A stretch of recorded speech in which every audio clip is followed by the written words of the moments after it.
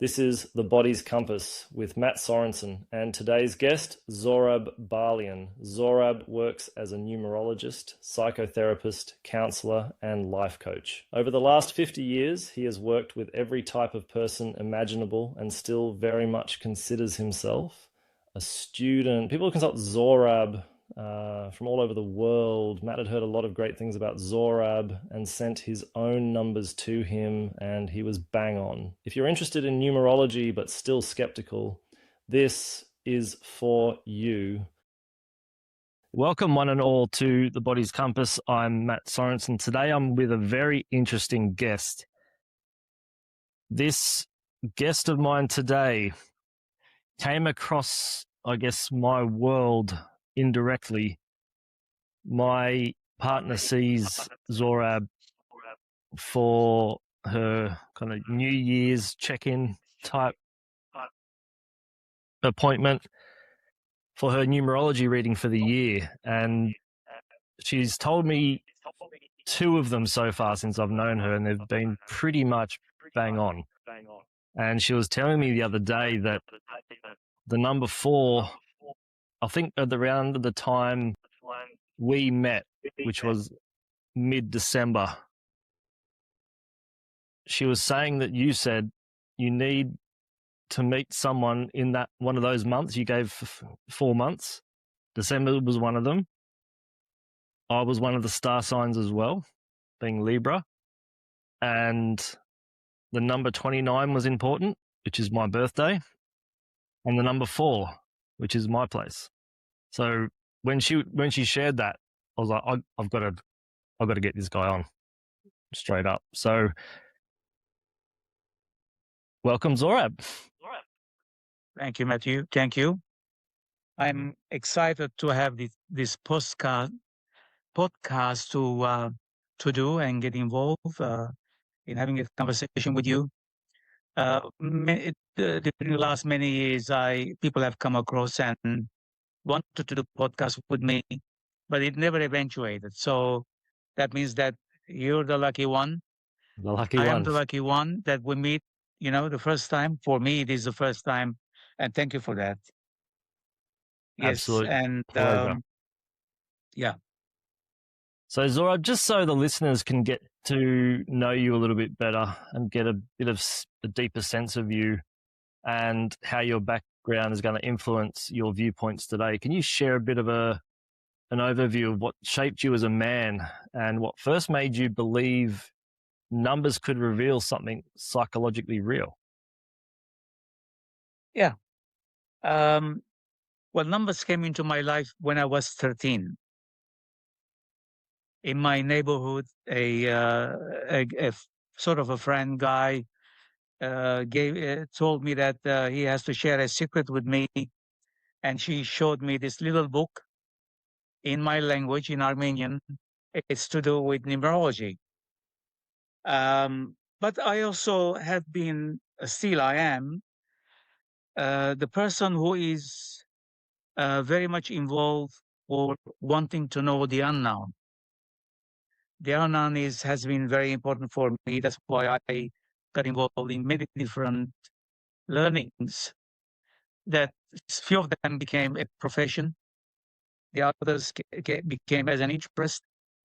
But 13 years old, and I kept a secret, and I don't know what the book is.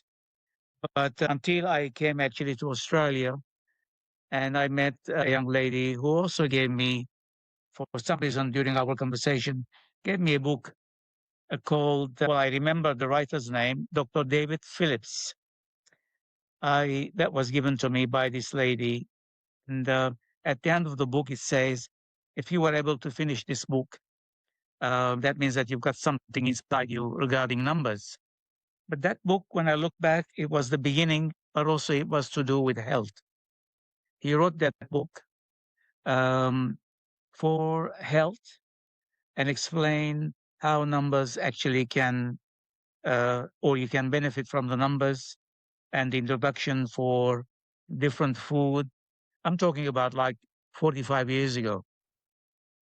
And from then on, I became involved in different groups, you know, groups that esoteric learnings, groups that Theosophical Society, and then of course through their Adyar bookshop, I start buying books and reading and reading and reading.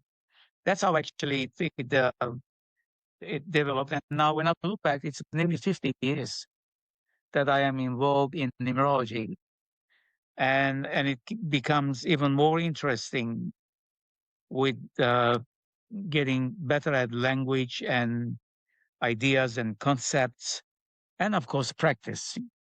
As Mm. you know, whatever you do, if you don't practice, it really doesn't mean much, you know. Hmm.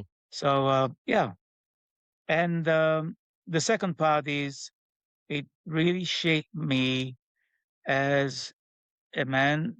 Actually, it helped me to become a better person of myself. Mm. And I learned a lot through numerology, not just because I am the reader, but also I can tell you that possibly thousands of readings and experimentation with people and honest clients who will come back and say, everything you said, it is, you know, for sure it's working. So that, yeah, made me an honest person regarding numerology, the science of numerology.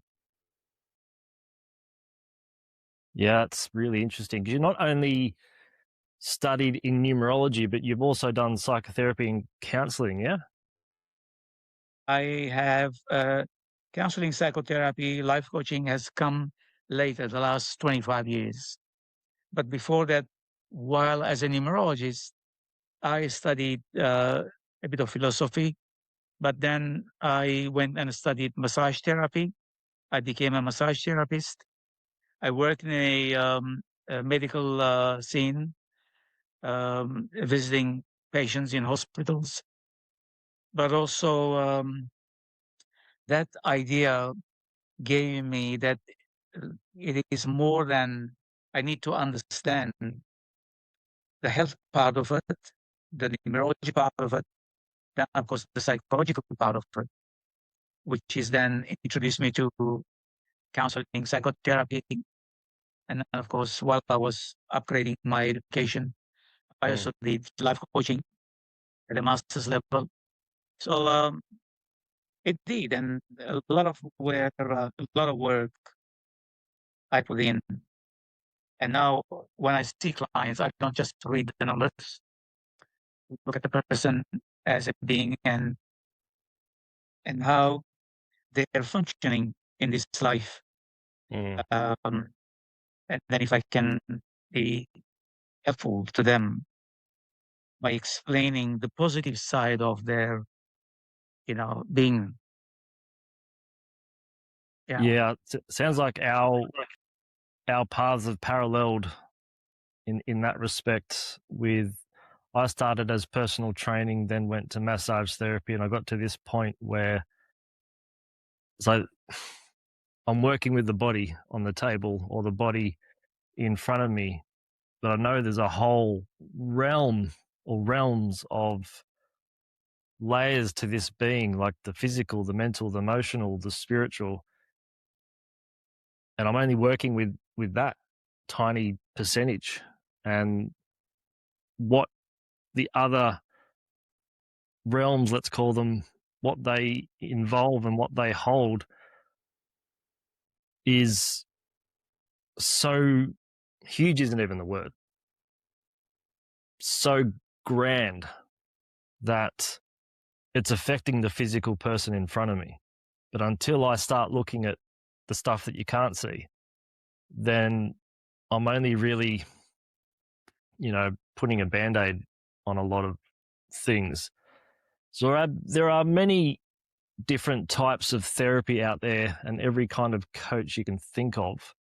What can numerology reveal that ordinary therapy might miss?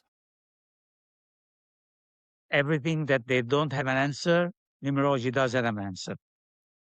And I'm not saying that therapies, I'm a therapist myself. There are, you know, a lot of good work out there. People have invested a lot of time and money to become therapists, but numerology understands what is really happening to the person. Sometimes through the effects of the cycles, sometimes through the effects of life directions, sometimes through the effects of what the year is all about. And sometimes, of course, people that I experience, they never experience face to face to try to understand who they are, what they are, where they come from, where they can go.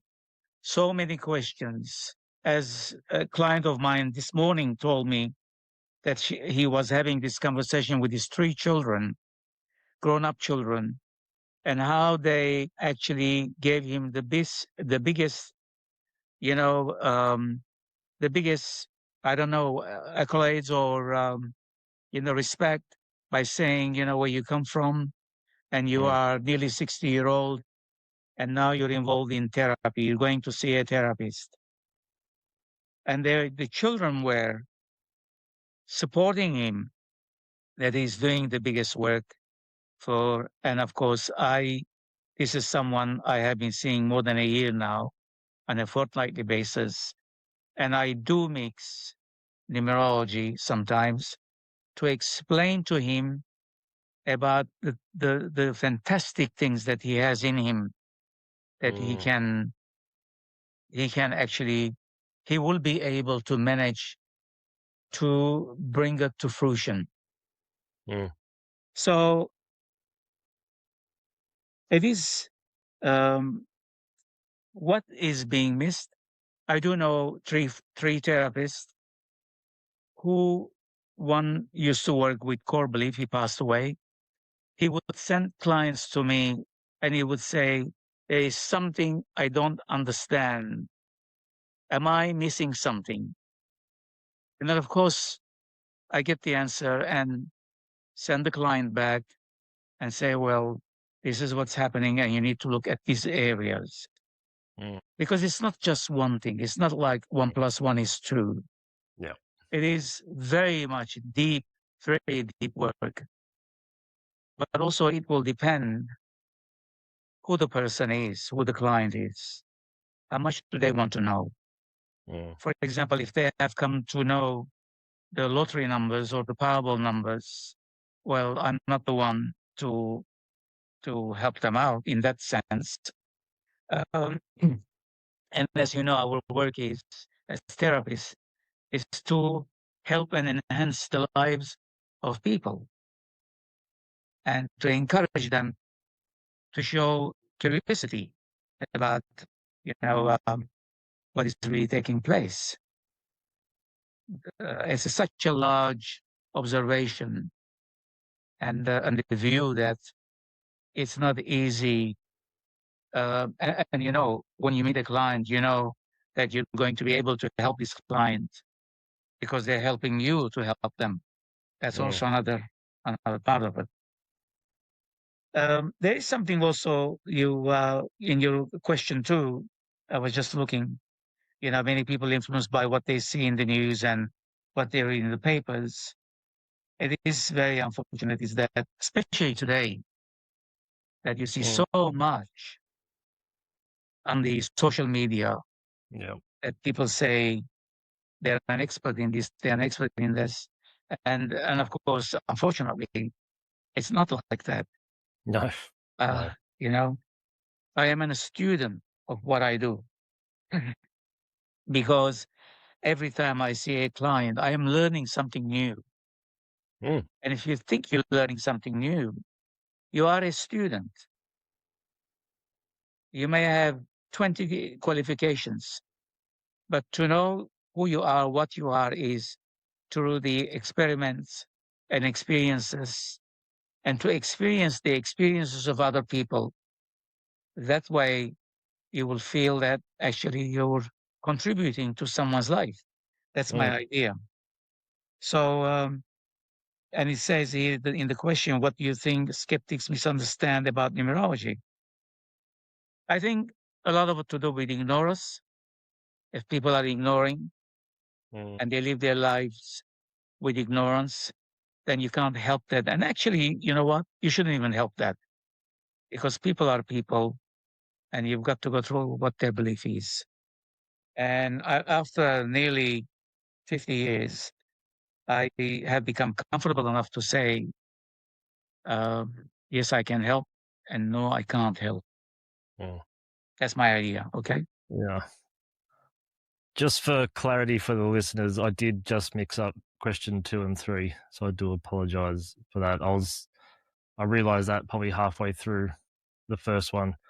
But a few things that came up to me while you were talking was it's interesting how most people, they don't realize how good they've got it because they're always focusing on the one thing or the two things that are going wrong in their life, and that becomes their entire perception of their reality. And when people take into that, they focus on the 1% that's going wrong for them, but in that they miss out on the 99% that's going right, and they stop participating in life, in their kids' life, in their partner's life. And life is really a participation sport. It's not to stand on the sidelines and just sort of watch it go by. We didn't come here for that. And you were talking about learning. I think that's a really important thing to bring up, especially if it's a therapist that's listening to this, because you can't know everything. It's just not possible. We're not here to know everything. But there's always, I tell students, there's always an energy exchange. You always teach learning, learn teaching. So as I'm teaching them, they're learning. So there's the teach, learn. Then I see how they learn, which teaches me. So there's the learn, teach coming back. And that's kind of the energetic exchange that we share is going on. But if it's always one directional, which most people bringing the ignorance back into it, you and I want to help someone, but if they're not ready and they're not, maybe ironically, they might be unconsciously in love with their symptoms because that gives them a kind of power. They get all this tension. They're not ready to give that up just yet. And they're the kind of people that, unfortunately, I see a fair bit, and they have to wait till they get in a real bad state to start listening and start participating in their own life. A question that just occurred to me is there would be a connection. If there is a relationship between numerology and kind of the Chinese philosophies of, the year of the horse, year of the snake, etc., etc. Is there much of a overlap or connection with those? Everything is connected. It is explained in different ways, different language style. But my experience is that because I've gone into, the I Ching and so many other things, but they are, in my view, general information. For example, people come and say, "Oh, I am a number 5, I am a number 9." But then what does it mean? What does that mean? Who told you that you're a number 9? Oh, I sense it that I'm always connected to number 9 or number 5 or number 2 or 1. But in reality, that really means nothing. If one needs, I do have clients who come and see me every year for 25 years. That's a long time because they're not coming just to see if they're lucky that year. They're coming to progress, to show progress in their lives. And not only in their lives, interestingly, Matthew, they also bring their children, the children that are grown up. Mm. So the whole family knows me. And I help them through the information that I gather practical and intuitive information to help them out.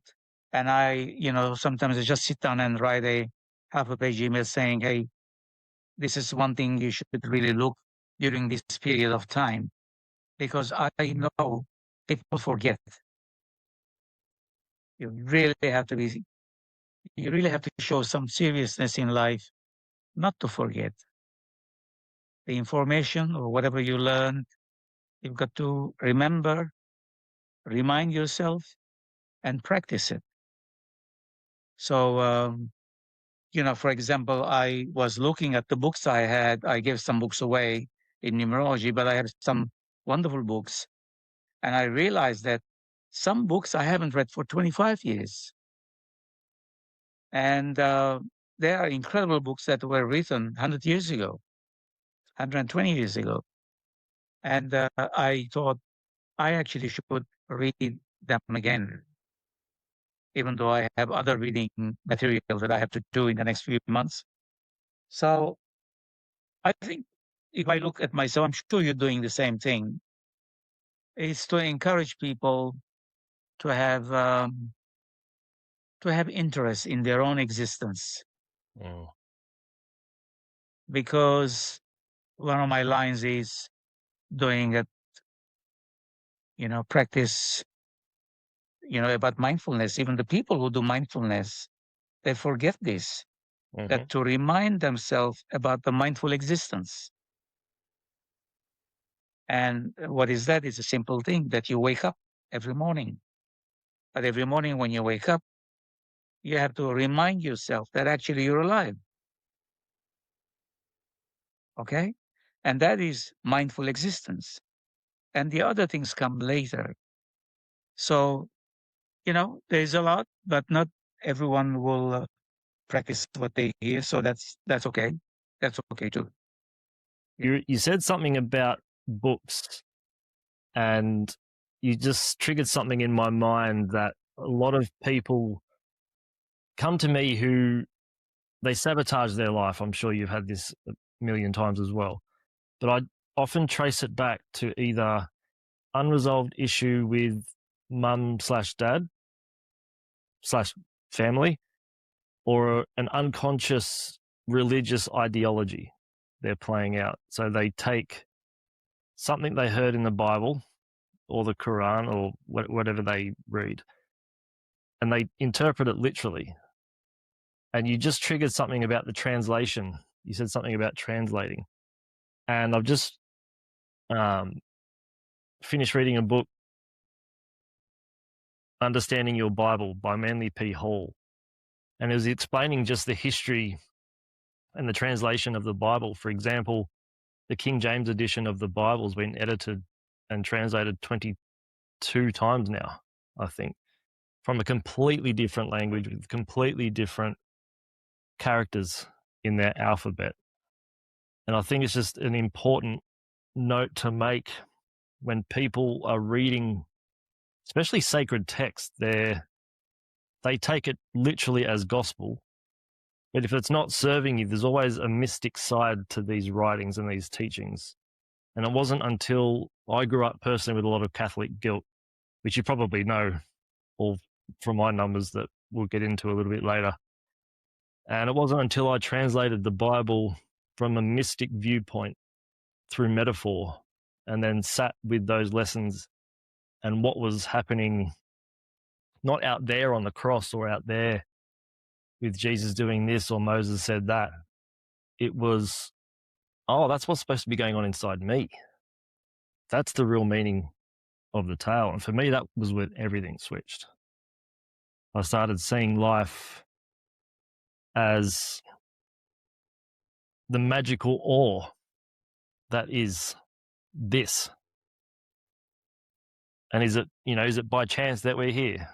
Maybe, but I think it's almost impossible just right now, 8 odd billion people on the planet. What are the odds of you and I having a conversation at this time in this space? No. Right now, it's all there. So that was just on my mind to share that. Zohrab, as a trained psychotherapist, I imagine a lot of that training is scientific, evidence-based, and heavily research-based. What did your psychotherapy training think about numerology? Yeah. It's very, very interesting. We can talk about this because it's very important. Um, I learned things about myself that I don't work with books. I read the book, I take the idea, and then I translate it in a way that I feel the other person will understand. Interestingly, I want to share with you without breaking any privacy and confidentiality. My last client said, this was his last question, that we can talk next time. He said to me, I'm going to ask you a question. When you think about God, do you place a face to it? And I said, no. I feel the presence of an energy, wisdom, deep and meaningful energy and wisdom. And I know when I feel this incredible um, vibration around me and in me, then I know what I'm experiencing. But I said, I'm sorry, I don't believe there is a face. Okay. Now, some people like that, some people don't. But as I said now, the books that I read, there were many, many books, but I was 25 years younger. And certainly my English wasn't as good as today because of psychotherapy and studying, because psychotherapy, counseling, psychology, it's all Mm, about language based, you know. So the ideas and concepts are all hidden behind the language or in the language. And I thought I need to go back and read those two books because they were husband and wife pair who wrote those two books. And fascinating. So, and to think about how psychotherapy, that there is so much, peer approval and so much evidence based and so many things that, while, especially when I was doing the masters, I was falling subjects, I was failing subjects, one after the other. It was costing me a fortune because I wasn't getting it. mm, I just didn't understand what these people were talking about. And by then, I did have two bachelors behind me. And now I'm doing the master and I'm failing the subject. Anyway, with my experience, one day we had a wonderful teacher, a lady.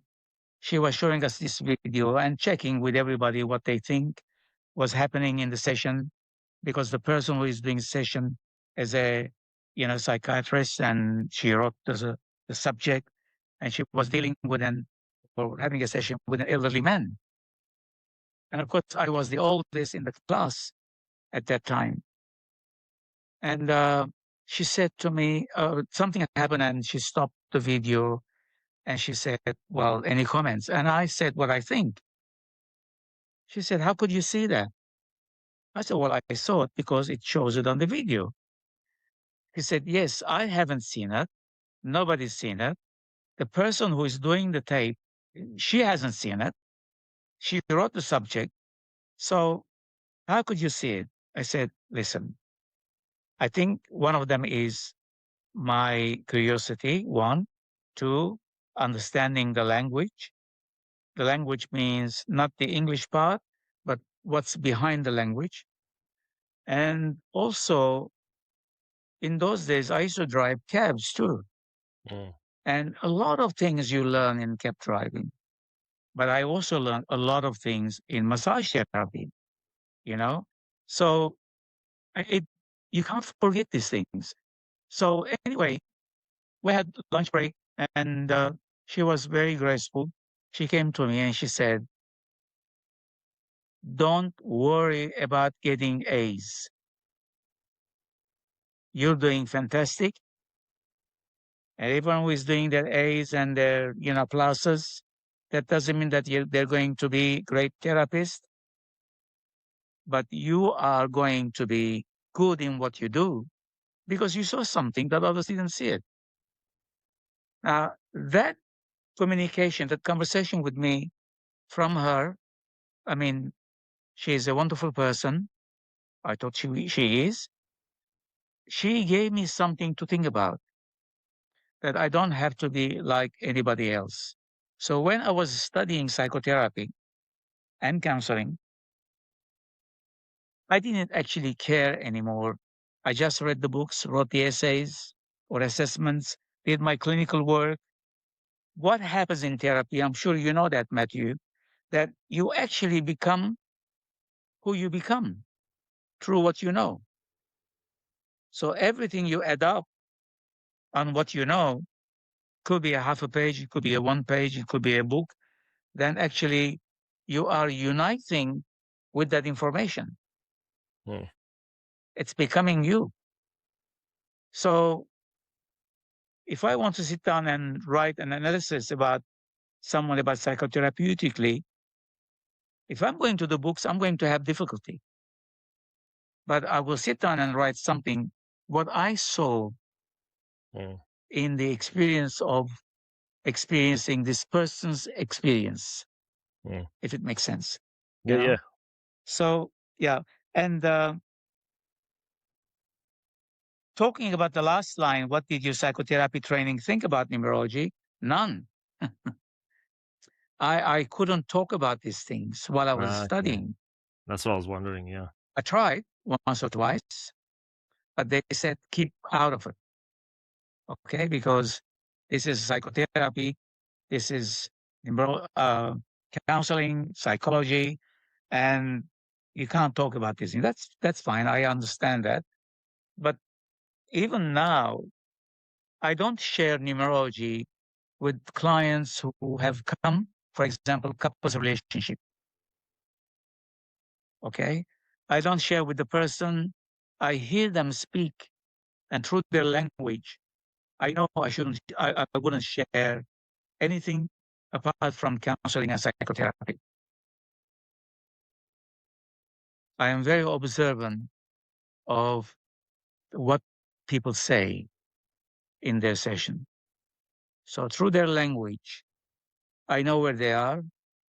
And I also know intuitively, but through the science of numbers, where they can be and how Mm. they can change.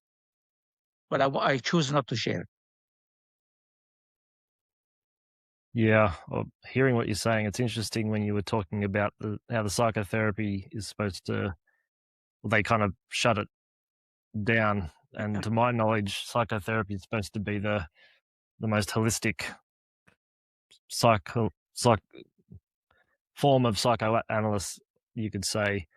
And with with everything being research based and scientifically validated and all that kind of stuff,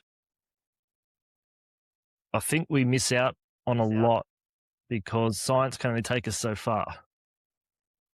Science can only measure certain things, yet we overlook things like mind and emotion, spirit, all of these things, and how not only though those aspects, but how they intertwine and how they're always dancing with each other and influencing what we can see, hear, and weigh and measure, and all that kind of stuff. So what I feel we've done as a culture, as a species, with everything that's scientific, we've got all of these things here, and we chunk them down into little definitions, bite-sized pieces, study the hell out of them individually, and then that's kind of where they leave it. They say that's scientifically based, but they have no idea how it interacts with everything else around them. So you could study a frog by either cutting it open and studying the anatomy and mapping it out and all that kind of stuff. But you don't know how the frog acts in its environment or with other frogs. So the scientific method, from what I've seen, is more the anatomy based stuff, but they don't see how it works outside of itself. And it's really interesting what people say in session. I remember as a PT, probably there was two clients I distinctly remember who triggered in me to go deeper into the psyche. And one of them was a guy doing squats, and I think he had back pain. And I was trying to coach him on how to do a squat properly without the pain. And I could see he wasn't in physical pain. I just knew. And we did our reps, and as soon as he went to stop to have a rest, he was just like, effing wife. And then just smashed out a few more, did a walk around the gym, and his back didn't hurt anymore. So like there's something there. So what people are saying and what they're telling you are often very different things as well. And it's fascinating why people do what people do. It's the point you were talking about psychotherapy now. When I'm listening to clients speak,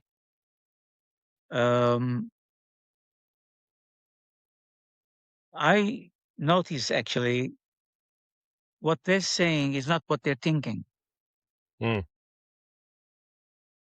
So then I say to them, this is what you said.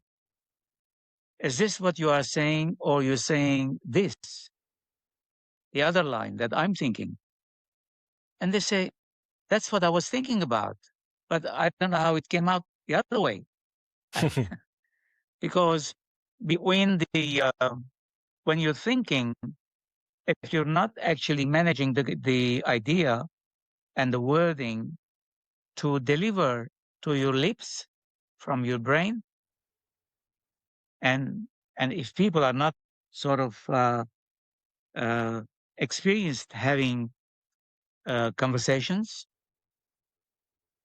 then they will be missing. They will be saying, "Oh, I didn't mean that. I didn't mean this." So virtually in therapy, maybe we go backwards and forwards. When people come into therapy, like this, my last client says that when he was growing up, there were a lot of good things said to him by his teachers. For example, he said that two teachers, very influential teachers, told him that he's going to be a great man. So today, that subject came again. When he knows that opposite of what he received, I received nothing. I was a complete failure in front of my parents because I couldn't do what they wanted me to do. And possibly I had ADHD, in that time. And nobody understood that so many years ago. So he said, how come all these, compliments and giving me generously by these people, but I couldn't be successful in that?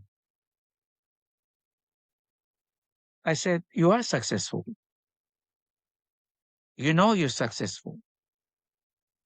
And he said, how? I said, you're successful because, first of all, you're alive. Number two, you were able to get married. Number three, you have 3 children. Number 4, you're not doing bad for your health, even though he's got some issues. But I said, number 5 is you've been coming here more than a year. At your age, men are not comfortable to come into therapy at 58. Okay. And you have personal reasons to come to see me, but you don't have other external issues to deal with because everything is perfect around you, but not inside you. Mm. Your inside is rebelling against you, and you need to learn to communicate with the voice inside you. You've got to talk to yourself, you know? And when you're not here with me, I'm the external experience that you're having, whereby you can have the internal experience any moment, any time. Spend some 20 minutes, half an hour a day, ask the questions, and you will get them, you know? Mm. So it's so deep and meaningful, Matthew, as you know, especially when you feel that people are responding to you. They're actually coming back and say to you that, hey, Matthew, we've done a great work last session, you know? And it's a fantastic feeling. It's more than the money you're receiving. Mm. That's my idea, you know? So, and in these trainings, no one is perfect. And people who have studied like me for years, I invested a lot of money. I invested a lot of time. It affected my health, my physical health, my emotional health. But you know what? At the end of the day today, I look at the information, but I don't do it that way. I have established Zohrab in psychotherapy and counseling and life coaching. And then whenever an idea is ready to come out, I know the books are there. I can always go there and sort of, if there is a need for reinventing yourself, you Mm. can reinvent yourself anytime. True words never spoken. I think we all make too much of all this, as in life. We put so much pressure on ourselves and others. We put pressure on ourselves to make enough money or to be the person for that person, forgetting about the person in the mirror. And without the person in the mirror, the other person wouldn't have what they have anyway. So we all need each other. And oftentimes, and I'm guilty of it too in the past, we lose ourselves in what we do, in who we're with, in that relationship. And I think your point was really potent that, we can work ourselves to death.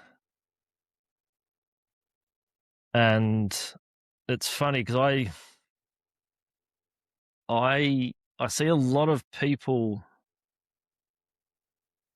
who spend a lot of time in therapy, doing therapy, the ice baths, the meditations, the ayahuasca retreats, men's circles, women's circles. They do all of this stuff to connect to spirit or the non-physical, to escape being human, which I'm all for, don't get me wrong. But on the other side of that circle, we already are spirit, and we don't allow ourselves the time and space to enjoy the being human bit. We're too busy focusing on what's wrong and how much money we have to make and the shape of our body and how much money we owe people and all these kinds of things. And it's an interesting evolution psychologically that we've, let's say, grown into. Zohrab, a question from the people who are predominantly in their left brain. What's happening psychologically when someone deeply identifies with their numbers? That's a very good question, Matthew. I mean, all the questions are very good questions, but this one is I looked into it. You know, of course, that left brain, right brain are the same thing.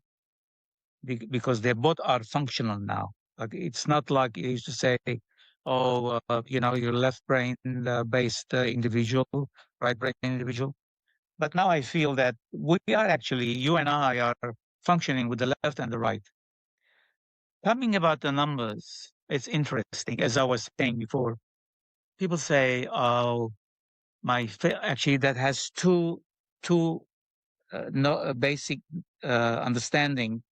One says, "I feel my lucky number is 7 or 5 or whatever," and the others are don't know anything about it, but their numbers are pushing them to take action, and they don't know.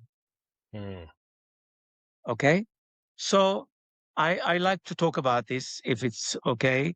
Hmm. I am helping four different couples whom, without breaking any privacy and confidentiality, they all are coming for the same reason. Uh, because the male person in the couple is gambling. Okay. Yeah. Big time. So the female client that comes and sees me privately, I actually do everyone's chart, but without sharing with them. But I prepare certain questions which are psychotherapeutical or counseling questions, you know. So I could see that one person, one client, lady, who is, late 30s, I said to her, I asked this question: why do you think this man, your partner, is doing this? Now, I know why the men are doing it. There's lots of anger based in that. But I said, what about you? Do you think something changes inside you while you're going through this experience? She said, the only thing I'm thinking, I want to get out of the marriage. But I said, where do you want to go? For example, in this case, Matthew, life is preparing for her to have an opening in her life to understand and answer the question I'm asking. What do you mean by that? Is there something I should understand, for Mm. example? And none was happening. And I know that person may go and divorce her partner without really understanding the reasons by blaming on gambling. But it's not the gambling. She needs to go through an evolutionary process because she has never done that. So life, in a way, forcing her to open up, and she's not. Mm. So what can you say to that? And then um, another couple who are there, I am saying to the man, time for you to write that book. And he says, I've got everything ready, but I am not writing the book. I don't know why. I said, have you written anything? He said, the book is ready, but I have to finish it. I said, what do you mean it's finished? He said, it's all in my head. I Mm. know what to write, but I can't write it. So, and then I told him 5 years ago that when he turns 57, 58, his approach to life, it's going to be different, and he's going to write his book. Now he's doing it. Okay. So sometimes, well, not sometimes, now I am good at this. I can say I am good at this. Psychotherapy, counseling, but life coaching comes hand in hand. And I know where the person wants to go, needs to go, creative enough to go, but they don't know if they want to go. They actually don't know. But they say, I feel I have a book in me, but I'm saying book, But so I asked this guy, what makes you to withdraw money to put in the poker machine? He said, I don't know. I said, well, you've got to know because something is missing here. Mm. What are you thinking while you're withdrawing so much money that sometimes I don't have it in my bank account? You are throwing it away. You can't tell me that you don't know. You know. But he said, how would I know? I said, because you're not thinking. Mhm. I'm sometimes confrontational after the first session. You're not thinking what your actions are, that you are actually working against yourself. I'm not talking about your wife, about your children, about your family, about the pain that you're creating, but I'm thinking about you. It's like so much anger inside you. You're taking your anger on the money. And you don't want to upset other people that you should upset them. So life is helping us to be curious, to look at change, not to be afraid, because you're not here only for one thing. Mm. You're here for many things. The more you're interested, the more you can achieve, do. Like you're right. Not look, I know quite a few people in my circle of friends who have a lot of money, but they are miserable.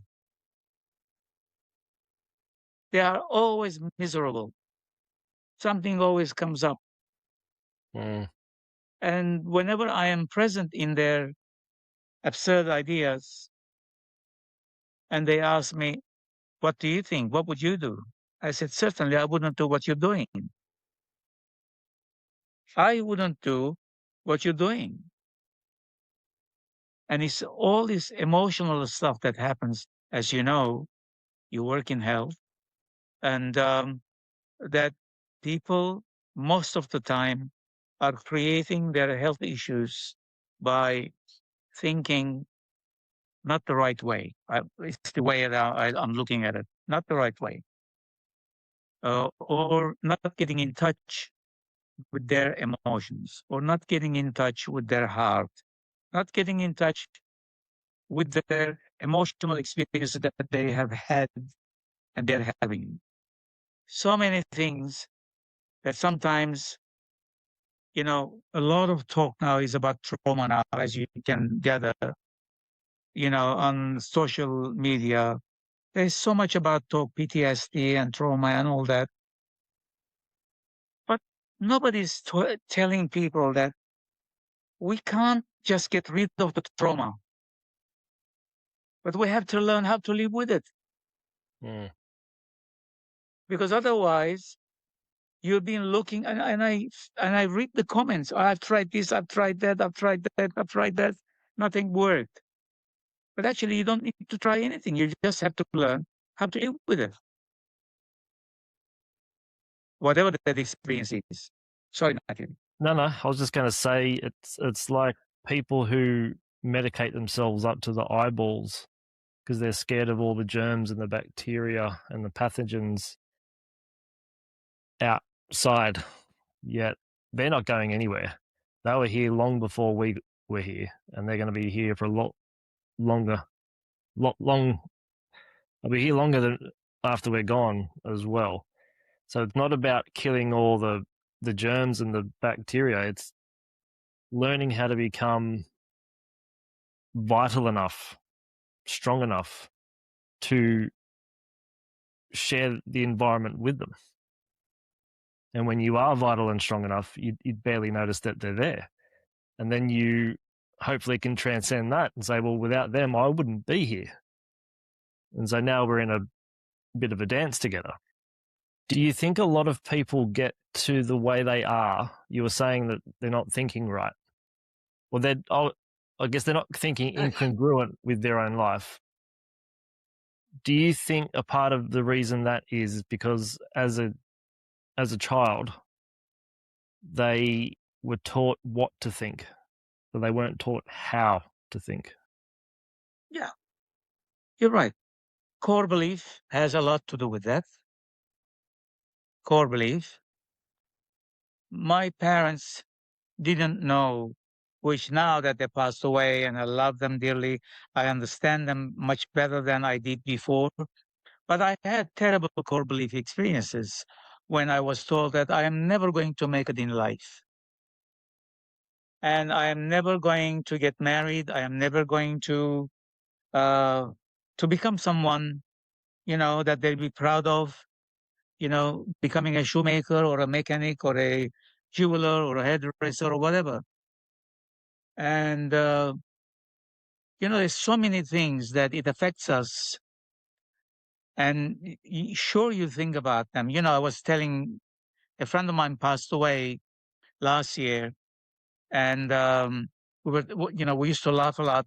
He was a very funny guy, and my parents would take me to, you know, on a daily or weekly basis. I go to learn a trade. You know, so one day they took me this um, ladies' hairdresser shop where they said they thought maybe I'll become a hairdresser for women. I went there with, I wanted to do that. Anyway, I worked for one day. A day later, the owner called me aside, like I'm, 10 years old. 10 years old. Mm. He said, "Look, I'm sorry, I can't give you employment," and because I left school when I was 10 years old, so my parents were trying to make sure that I earned money to support the family as well. And anyway, I said, "Why do you don't want me?" Because I had the courage even at 10. He said, "Look, everyone here are women, and women like good-looking boys, and you're not a good-looking boy, okay?" And I said, "What about that idiot you have there? Is he a good-looking boy?" He said, "Yeah, but he's been here for more than a year now." Okay. Now that was something. I looked in the mirror many, many times, whether I was good looking or not. But at the time, I actually, you know, look into stuff that where you talk about Mendy Hall. I followed Mendy Hall big time, you know, and Theosophical Society and, Rosicrucians. I actually realized that the mirror is not what I have now in my room. The mirror is inside yourself, and you are as beautiful as you can be. And the moment I start realizing this, that I am a beautiful being, and that's how I see others as well, excuse me, then my whole outlook change about looking who you are and what I am and what the other person is. And I hear a lot in the language of people say, "I wish I was as good looking as this other person." Mm.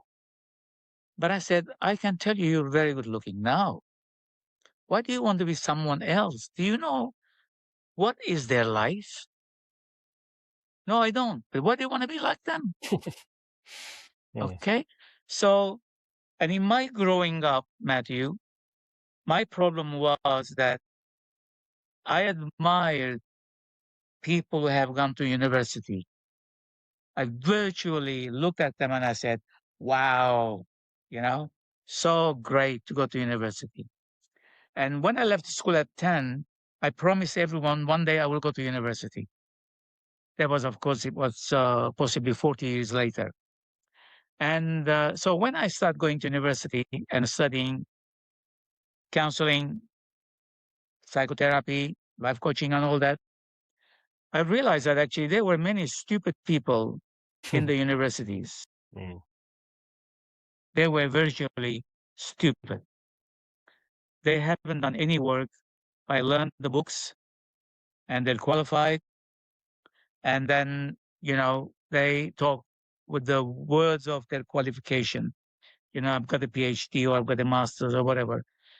I respect for their hard work, but I find sometimes, you know, there is a person, I'm sorry, I give examples while I'm going, okay? Hmm. If you go to town hall station, there are quite a few beggars there. And I don't have the habit of giving money to beggars. But there's this one guy, sometimes I stop and just simply ask him how is he doing and whatever. And I tell him, if you are hungry, I buy you a sandwich and a cup of coffee. And he looks at me and he says, that's a lot of money. And you don't want to give me the money. Why is that? This is the guy who is begging for Mm. money. I said, because you deserve my attention. That's why I stopped here to talk to you. And I feel that you have wisdom inside you. I don't know why you're doing this. I don't want to know your experiences now, today, but I'm willing to invest a coffee and a sandwich. Just say yes or no. They said, oh, yes. Ham, cheese, and tomato, and coffee with 3 sugars. Okay. So I bought it and brought it to him. He said to me, are you learning from my experiences something? I said, yes. I want to know why people, you know, go through these experiences. I haven't been a beggar, but I've been a street boy for many years. I know the struggle. But if I give you the $15, I don't know how you're going to use it. But giving you a cup of coffee and a sandwich, I know you're going to eat it and drink it for sure. So each time I pass from there, I stop and say hello. But of course, I won't buy him every day. Mm.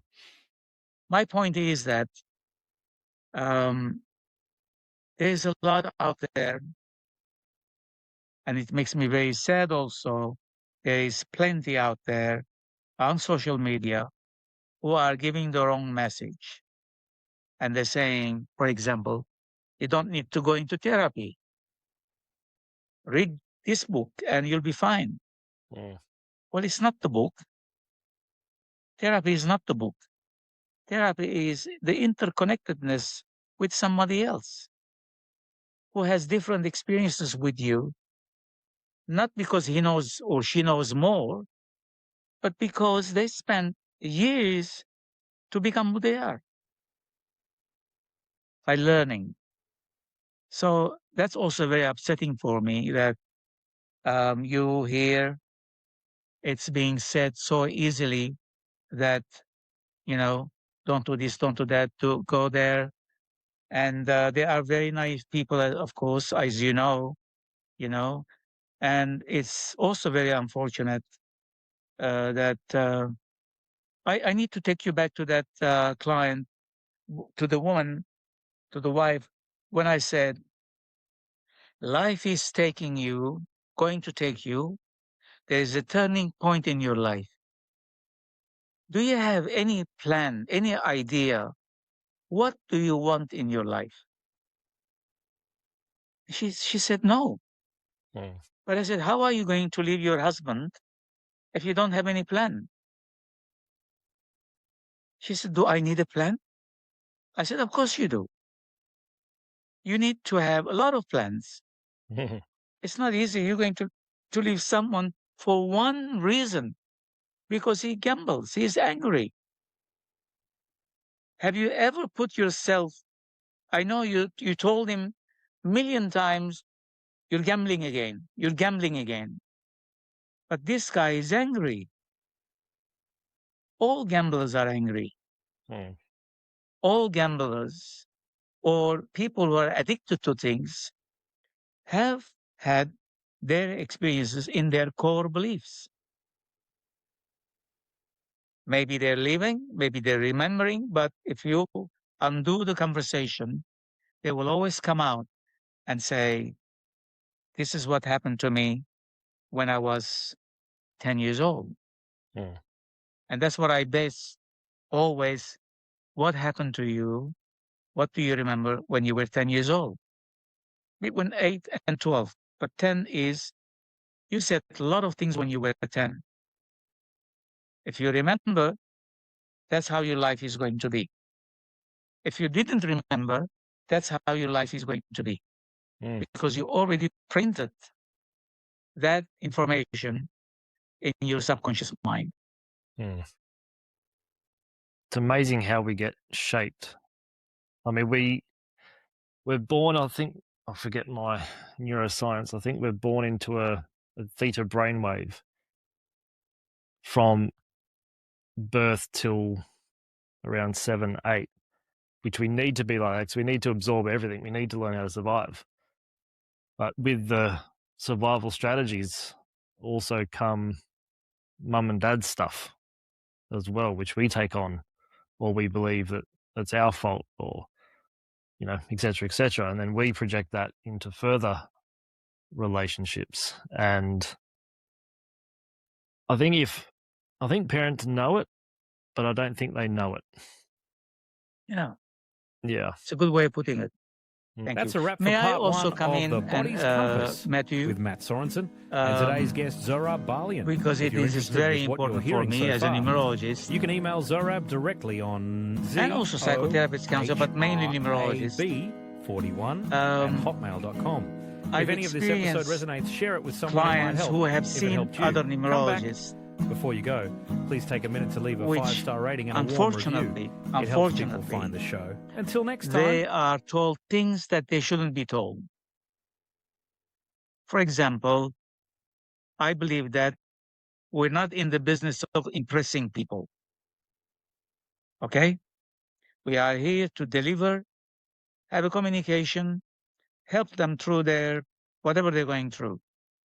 Explain to them what they can do. You know, one client came to me. He was 48 years old, and she told me that his life was miserable, whatever. So I looked at his name. I said, you need to bring a middle name into your two names. That's what is missing. You do that, life is going to be pink for you. And I said, I can tell you it will. He was divorced twice, children, and, you know, he couldn't take a smile out of his, face. He said, you think that will happen? I said, yes, it will happen. But I said, there's work to be done.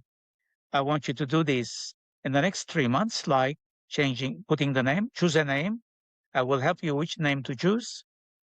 And then, you've got to change your license with a new name, your passport with a new name, your bank details with a new name. And the next thing we know that you're on the right track.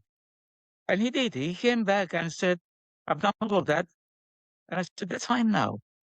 Let life help you. You'll be okay. There were 5 missing letters in his name. That's too much.